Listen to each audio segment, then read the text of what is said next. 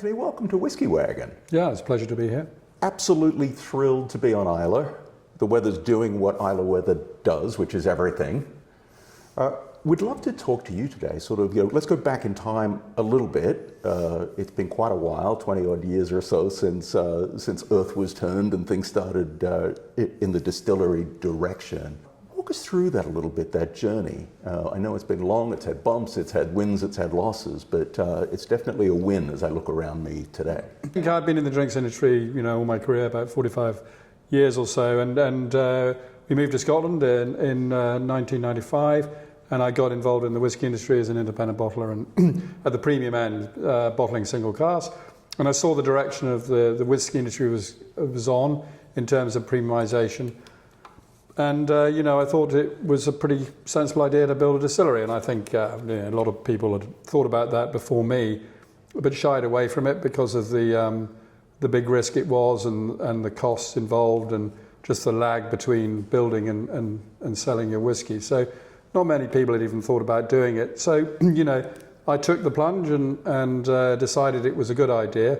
In retrospect, you realise the challenges you're giving yourself just because of the nature of the whisky industry, where you've got this production and then you've got sales, maybe 5 or 10 years later. So the whole idea about building Kilchoman was to try and produce a young spirit that was forward and fruity and clean and that could be, if looked after in maturation, could be released at a young age. And unfortunately, that worked for us. And I think, timing is everything in this world. And, people were prepared to give us a go because they'd been following single malt whiskey. They were interested in single malt whiskey. And a new kid on the block on a small island on the West Coast with a huge history and tradition of making whiskey. And every corner of the world knew about Islay. So, locating it here was pretty crucial to getting recognised pretty quickly because Islay only had 7 working distilleries at the time we started Kilchoman. So, I think I look back and say we got our timing spot on, and the market was moving in that direction of premiumisation, and people were prepared to start experimenting with their single malts that they bought and tried. And if I'd done it 5 or 10 years earlier, it wouldn't have had the success because the market wasn't ready to accept that. So blind luck and blind faith came together in this? Yeah, I think I had a plan, but clearly other people had considered it and walked away from it because of the risk factor. And I decided to go to take the plunge and move ahead with it. And I think everyone quite rightly thought I was pretty crazy. There weren't new distilleries being built. And certainly here on Islay, we were the first one for 124 years. So that's quite a big gap between a new one starting. And so people thought we had plenty of distilleries, why we need more? But I saw the sort of way, the direction of the whiskey consumer was going, which was about premiumisation. It was about trying single casks. And this has been driven by the independent bottlers. There's no doubt the premiumisation of the single malt whiskey market came from the independent small guys, privately owned companies that saw a gap in the market and went for it. Yeah, it's interesting, isn't it? Because you weren't just jumping into an opportunity with some faith, albeit with some skills behind you to sort of master the plan, but you were doing it in a build environment, not a renovation. It wasn't taking a distillery that once sat here on the island. It was starting from scratch. Now that's a tough prospect in any industry, let alone a concentrated one, or some would argue a crowded one like whiskey, premium whiskies especially. Yeah, I think I always had the view that I wanted to start from a blank piece of paper. That was a bigger risk than buying a distillery that had already been up and running and had stock. And the day you open the distillery, you can release your single malt. I took a different view about trying to have a unique selling point, a point of difference to a new distillery. And the money side of it wasn't sort of secondary because it's hugely important, but maybe I looked at the other end of the market knowing that if I could get through the tough times, I'd have a whiskey that people were interested in buying. Was there a horror story in there somewhere? At least one, I suspect? There were several. It was tough, and the first 4 or 5 years were extremely tough, mainly financial, and running out of money on a fairly regular basis. But fortunately, we got through that stage, and and I had some very loyal investors who stuck with it, and it could have all gone pear-shaped from a very early stage. But fortunately, we got through that with these private investors that supported this dream of building a distillery. And why Islay? I mean, there's other whiskey regions. Islay's crowded with big name, big brand, big public company money behind them quite often. Why Islay?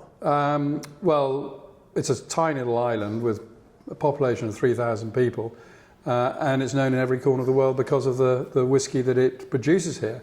And 7 distilleries is quite a small number when you look at Speyside, where it's over 50, and that the other region that is well known when we looked at locating the distillery.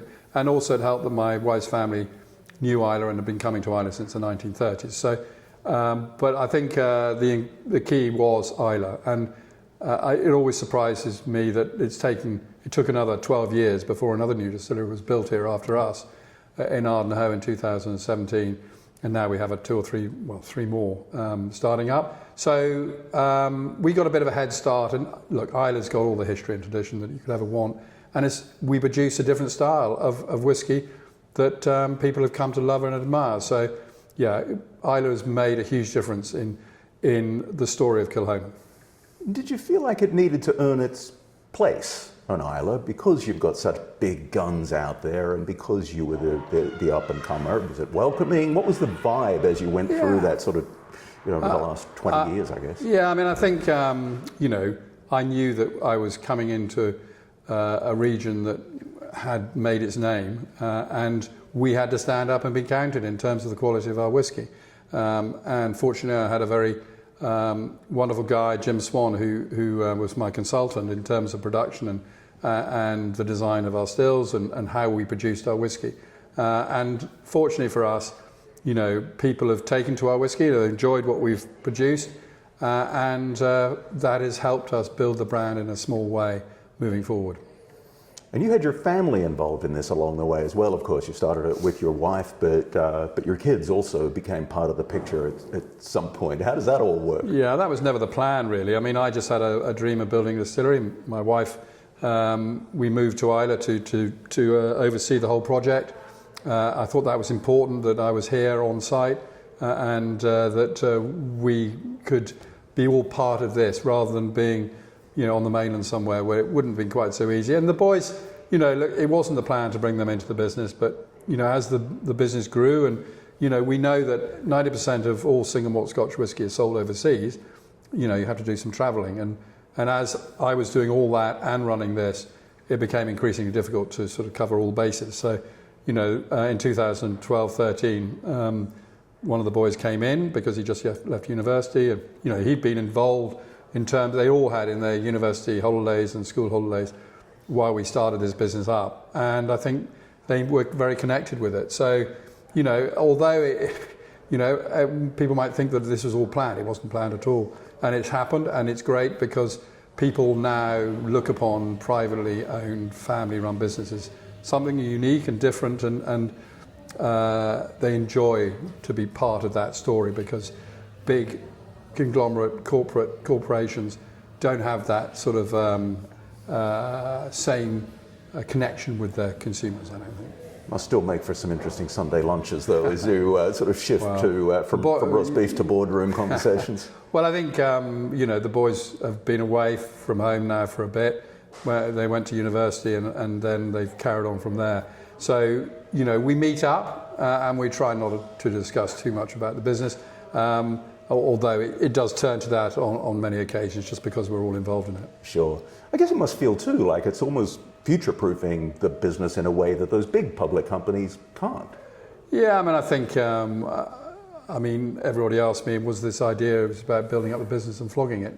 No, it wasn't. The idea was that to grow it, the boys came into the business and it's about leaving a legacy for the next generation for them to take it on to the next stage. And we're enjoying what we're doing. So no, there's no intention of doing that. And I think I feel very fortunate to be in the position I am now. It does help that you go through those very tough times when things look pretty bleak and could have gone completely in the opposite direction. And we've come through that, and now we're building a business slowly. It's a bit more challenging now, as everyone knows, in the marketplace, but I think we're in a pretty strong position compared with some of the other new distilleries that are trying to get their product on the market in the last few years.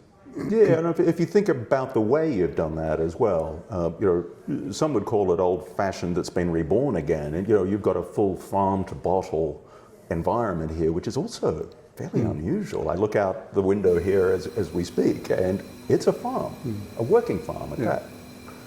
Yeah, look, I mean, I think one thing I was pretty sure of was that if we were going to build a new distillery with over 100 distilleries in Scotland anyway, we had to have a uniqueness, a point of difference. And I just took it back to how it was all done 200-300 years ago, where a lot of farms around Scotland had distilleries on them. They made a little bit of whiskey, they made some barley, and they fed that to the cows. And so we thought that would be a good thing to latch onto. And this is the perfect location here on Islay, because actually it's the best farm for growing malting barley. Everyone sort of poo-poos the fact that here on the west coast of Scotland we can grow malting barley. But I always point them back to the fact that they did it 200-300 years ago. There are over 35 working distilleries, small farm distilleries here on Islay, licensed distilleries. And there was a reason for that, because we had fertile land where we could grow a bit of some crops, and we had peat, obviously, which is the key ingredient for Islay single malt, and an abundance of water. As everyone knows, the west coast is pretty wet. Yeah, and along the way, it's not like you haven't been taking risks either, with barley types, with cask types. How much of that is experimentation and wish list stuff you wanted to try? How much science is behind it? How much thinking goes into it? Sometimes I guess it's intuition or forecasting as well. What's the market going to want in several years' time? I think you've got to innovate. As a small company, you've got to put your head above the parapet, do things slightly differently from the mainstream distilleries that, have done a great job in what they've done, but it's pretty sort of straight down the road, and we keep going in that direction. Whereas we can be innovative, experimental, and do things slightly differently because we're small and are flexible in that approach. So, the experimental casting was all about showcasing our spirit in different formats, in different cask types. And so it is very experimental, but fortunately for us, our spirit character tends to lend itself to be matured in all sorts of different cask types. Although we have come to realise it's the higher alcohol strength, 18 to 22 it works better than the still wine at sort of 12 to 14%. That just doesn't knit together quite so well. So look, it's fun to do that, and if something works, we do full maturation. If it doesn't work quite as well as we'd like to, we do finishes, which have been done fantastically well in the industry for some time. But we needed to be different, and our approach has always been, being a farm distillery and growing the barley, and a percentage of what we do is taken right the way through from growing the barley all the way through to the bottle. I think we're very proud of the fact that now that particular release, 100% Islay, is well known throughout the world. And as you think about your core range and those experiments or those sort of smaller runs that you're doing, or just expressions that you find interesting that may be part of the sort of the portfolio breadth that you can offer, if I'm not a whiskey person, if I'm someone who doesn't know much about whiskey, how should I think about some of these more experimental types versus those that are produced in casks in more typical pathways, big bourbon casks and those kinds of things? I think a lot of people who come to the distillery for the first time will think that we're peaty, smoky, iodine-y, salty, briny character that's full on because that's what they've probably tried from Islay before. But in fact, when we get people to try it for the first time, their pleasant surprise is not overly peaty. Yeah. So we've had this very sort of rounded, soft, fruity style of spirit, which people actually quite enjoy. And as you think about those expressions that you're producing as well, that are not so peaty, despite some myths that might live around them, what's the conversation look like as you talk to the on-trade, to bars and restaurants, to help them understand how they can introduce that to people who are also perhaps not that familiar well, I think, with whiskey? It's tougher for a small brand to break through the glass ceiling in terms of getting recognised in bars and stuff. But now it's become much more commonplace for whiskey bars and cocktail bars to experiment a bit more because they've got such a choice now of spirits, whether it's white spirits or brown spirits, that, you know, we're fortunately in that position that people have recognised us a lot more now recently. So, you know, we've formed a sort of Comric bars around the world where, you know, if we appoint a Comric bar, they have an exclusive bottling of ours, and then hopefully they take the range in. So we've sort of built awareness around that through the bar and the on-trade. But, you know, it's much tougher for a small company to get recognised. We don't have the budgets that these big guys have, so we have to think of innovative ways of getting. So it's tougher, but we feel that we're making big strides in getting consumers to understand us a lot more than they used to. Oh, terrific. And as we think about the strides that you've made and that others around you have sort of made who've come from that startup whiskey environment to join the pack, what's the industry feel like to you now in terms of where it's headed? We read all of the doom and gloom on whiskey exports and tariffs, and we think about some of the pressures that come from just habits changing, people drinking less alcohol or no alcohol in some cases. How do you see that playing out? How do you manage that as a business that produces whiskey? I mean, look, I think you have these peaks and troughs. At the moment, they're going through this period where we've been told by analysts that the younger generation, which, you know, in some ways, the younger generation drinking single malt, which they never did 25, 30 years ago. So that's a big stride forward. I think people are now living healthier lifestyles and more probably not drinking as much. But we have been told that people are drinking less, but better quality. So I think we know that this is a sort of trough at the moment, and tariffs and all the other economic situations around the world are not helping.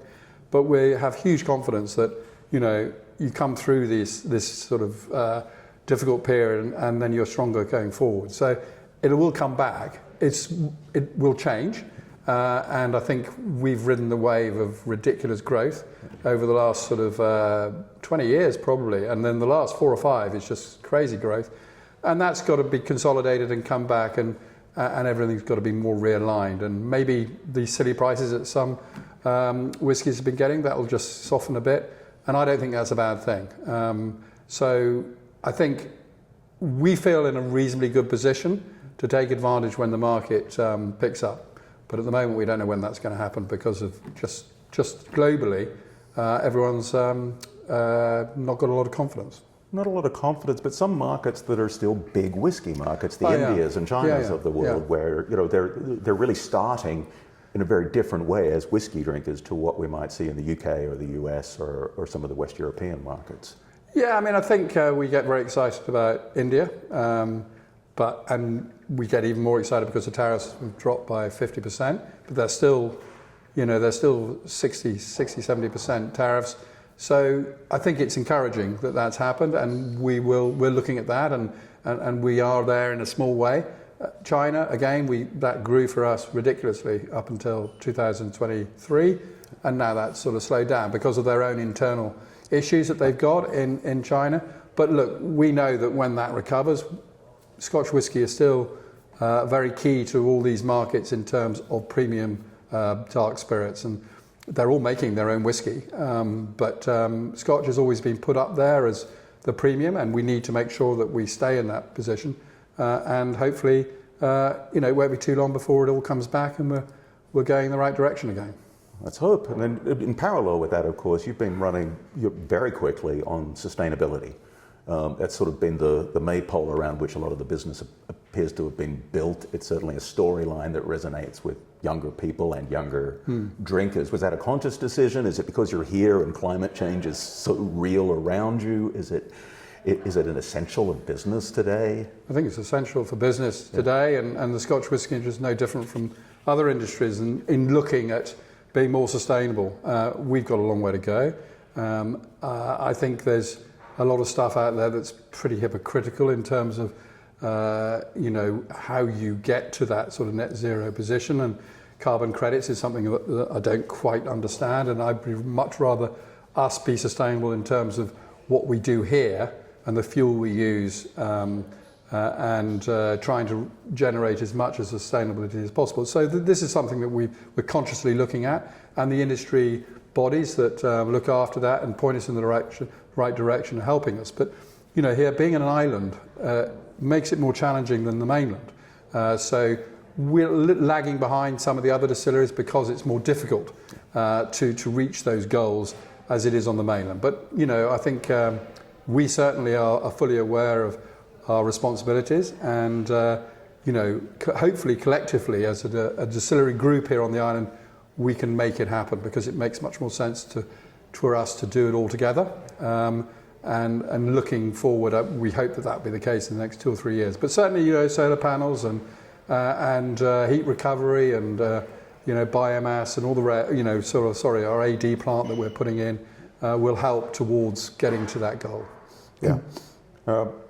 Alongside these sort of headwinds and tailwinds globally, alongside the sometimes distractions of sustainability, greenwashing and so on that plays out, what if I just want to drink a whiskey? What is the whiskey industry sometimes guilty of being a little too serious about itself, and tasting notes become a little bit more like an exam at high school? And I think every industry is guilty of that, into drilling down into things that they don't need to, and we're no different, I think, as an industry. At the end of the day, you should be allowed to drink the whiskey in the way you like to enjoy it. You can be pointed in the direction of how you should drink single malt, which is, water only, no ice, because that changes the flavour, and all those things. But my view is very much, look, enjoy it how you want to drink it. I mean, yes, if you want to put Coke in it, put Coke in it. But you're missing the point if you do. So look, I think, yes, we can be guilty of being too sort of serious about these things, but the wine trade would be the same in terms of the flowery language used to describe their red and white wines, and we are just as guilty as that with the flowery language we use with tasting notes. But at the end of the day, it's down to the consumer. Do you enjoy it or not? And are you going to drink another bottle or not? And the key is really, you can sell that first bottle, and most new distilleries can sell that first bottle. The key is when you can sell the third, fourth and fifth bottle after that first bottle. And that's the measure of success as far as we're concerned, is that fortunately for us, people have come back and bought our products again, which is a measure of the character of the whiskey. And as you think about whiskey alongside the alcoholic competition, if you will, the gins, the vodkas, the tequilas, to some extent mezcal, all four of those have reimagined their positioning in some way, and are more likely to be, based on sales evidence at least, to be a first choice over a whiskey if someone walks into a bar or someone walks into a supermarket, for that matter. Now, is that an education challenge? Is that a pricing problem? Is that I'm just not sure what to do with whiskey problem? Look, I think you always get challenges thrown in front of you through the years, and in the last 10, 15 years it's been gin. And gin has grown ridiculously in that time, extraordinary growth and very clever marketing. I mean, I look at gin and the explosion of gins and different brands coming on the market, and there's no history or tradition attached to them, and for some unknown reason that they've been able to fetch prices the same as 10-year-old single malt, and of course, being in the single malt industry, God, how the hell have they managed to do that? I think it was the explosion of the cocktail market at the time, and suddenly, from only having 4 or 5 brands on the UK shelves, we had 70, or potentially 70, and I think everyone was suggesting they're all slightly different and made in a different way. They're all gin, and I think, unfortunately, the market has sort of come off a bit, and people, maybe it's the consumer suddenly going, hang on a minute, I'm paying 40, 50 quid for a bottle of gin. There's perfectly good gins at 20 quid, and the quality is pretty similar. And I think I've talked lots to big brands, Hendrix, Bombay, and others, and they just sat waiting. They were pretty sure that things were going to come back because the consumer, I think, realised it would not been con, but it wasn't quite sustainable because gin is gin. Because I'm a great fan of gin, and it's the mixer that makes all the difference because that's the big thing. But look, I mean, I think whiskey, I think we've moved on hugely over the last 40, 50 years. I mean, unbelievably so, because as you know, blend have set the trend. Johnny Walker and all those famous blends have set the bar pretty high, and they've got new whiskey drinkers into the category, and then they want to premiumise. They want to go up. Single malt is definitely the jump up from blends. And then it was a question of bringing more people to drink whiskey, and younger people and women especially. And I go around to whiskey fairs around the world, and it used to be, in the old days, it used to be all men, middle-aged men and older. Now it's a cross-section of all ages, from 20 women, men, all the way through. And that means that we've been doing a pretty good job, I think, as an industry, to try and persuade people to drink single malt, especially because that's what we do. And at the moment, there might be a little bit of dip in the market, but it'll come back, and might be a slightly different marketplace out there, but it will come back. At the moment, we're all doom and gloom, and it's like the 80s, where you know, distilleries were shutting down or being mothballed, and we here on Islay, you know, production has dropped hugely in the last sort of 6 months, and we're all getting rather sort of, you know, depressed about it all. It'll come back, but it's just about remaining firm, remaining confident, and just keeping your head down, and it'll come back. Yeah, and assuming that plays out, and as you said earlier, you know, this goes in cycles typically as well. If there's a chance to make whiskey a little more fun, a little more accessible, a little softer in reputation even, how do you think your story and the brand's story sort of plays into that hopeful expanded demand? I think people's mindsets have changed hugely with what they eat, what they drink, the clothes they buy. They like the provenance and the history attached to where it came from. And we can give them all that in spade loads. And also, people, they like to be introduced to whiskey, for instance, by the big companies that I believe done a fantastic job in promoting and selling whiskey around the world. And then there's a place for a small little company like ours, privately owned, family run, that can just do things on the edge a bit and encourage people to try things in a different way. And I'm confident that people are looking towards the smaller companies and the privately owned companies a bit more than they used to in the old days, because there wasn't the whiskey available. And that has all changed in the last 25 years, with more private companies owning and running distilleries. And that can only be good for the consumer, because the choice is much bigger. Now, just to wrap it up, we'd love to ask you some sort of quick, down and dirty questions. First one, peat or sherry? A combination of the two. Combination of the two. Because how surprising. I think that when it works beautifully well. Yeah. And getting the combination right and not having too much sherry influence is key to what I try and achieve with the vattings I do. Okay. One word that sums up Islay weather? Mixed. Worst whiskey advice you've ever heard? I think you can only drink it with water or neat.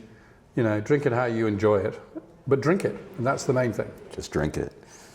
When you think of home and whiskey in that context, which cask to you smells like home?